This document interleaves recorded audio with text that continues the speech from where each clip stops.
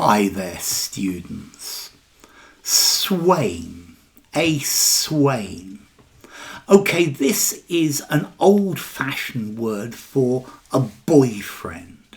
Swain, beau, sweetheart, young man, fellow, paramour, suitor, admirer, beloved, innamorato.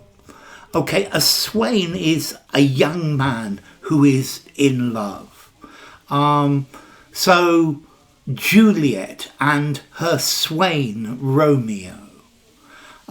This is a poem for a lovelorn swain who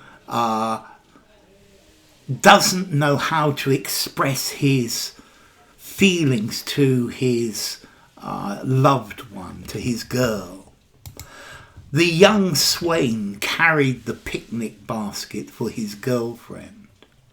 The swain serenaded his beloved with a beautiful song. So a swain, a young man who loves a woman. Now, this word swain, it can also mean a youth from the country.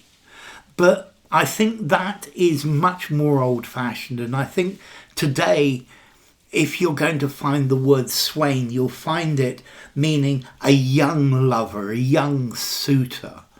And even that is something very poetic. Here comes my daughter with her swain. Okay, so yeah, it's a young man. I was wondering about Lady Chatterley. Mellors, I guess, is her swain, the gamekeeper, but maybe Mellors is a bit old because he's probably in his mid to late 30s.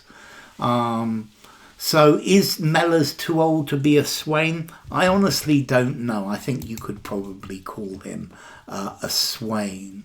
So a young male suitor, a young lover, a swain. And then a swain, a country labourer, a countryman, a rustic. I think that's probably more old-fashioned. So the charming swain courted his beloved with flowers and poetry. She found herself weighing and balancing her two potential swains before making a choice. The lovelorn swain penned sonnets to express his heartache. Every young swain in the village hoped to win the girl's hand in marriage. And then I've got a quote from Shakespeare.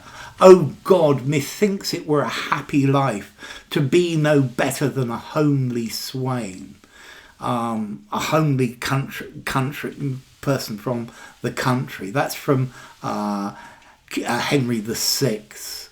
The village dance was filled with swains and maidens enjoying the festivities.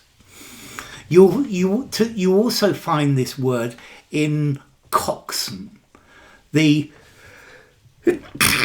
person who steers a boat. Coxswain, the young man who steers the boat. But a swain, a boyfriend, a young man who is in love. And this, I think, is quite poetic, quite formal. But it's certainly an old-fashioned, a poetic term for a boyfriend. Let's see. This comes from Old Norse, Svenin, from Proto-Germanic, Swainas, a young man, a relative, a servant. Okay, so a swain. What would I give this in formality?